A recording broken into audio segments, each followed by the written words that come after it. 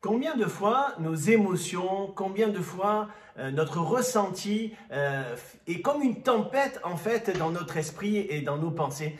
Et toutes sortes de pensées viennent prendre place comme un orage, comme un ouragan, comme un tremblement de terre.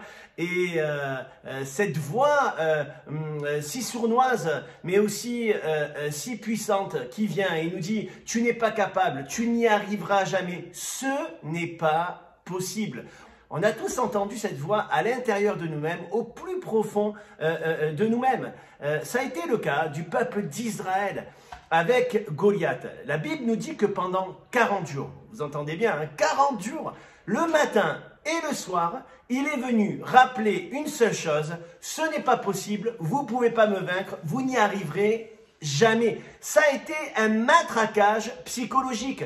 Et c'est l'image de l'ennemi de notre âme qui fait à chaque instant, à chaque moment, un matraquage psychologique concernant notre foi, notre salut, les promesses de Dieu, la paix que Dieu veut nous communiquer, le fait que Dieu pourrait nous abandonner, nous rejeter. Mais nous devons serrer les promesses de Dieu au plus profond de notre cœur. Car la parole de Dieu, elle est oui et amen. Jésus a dit qu'il est tous les jours avec nous jusqu'à la fin du monde. Il n'a pas dit de temps en temps, tous les jours. Mais ce n'est pas une question de ressenti, c'est une question de foi. La foi est une certitude. Et la foi, elle sait faire taire aussi toutes ces voix qui viennent retentir au plus profond de nous-mêmes. C'est ce que a fait David. Il a fait taire toutes ces voix. Il n'a pas écouté à aucun moment Goliath, mais il a mis en application sa foi. Il sait qui il est.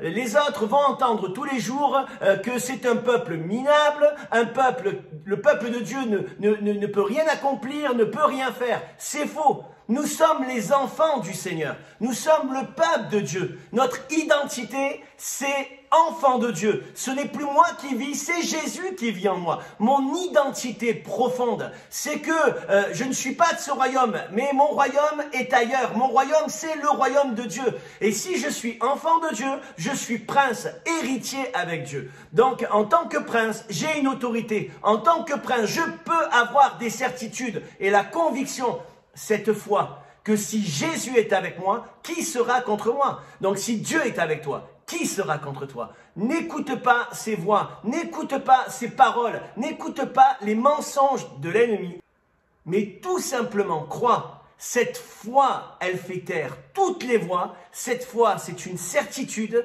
que Dieu ne t'abandonnera jamais et qu'il sera toujours à tes côtés.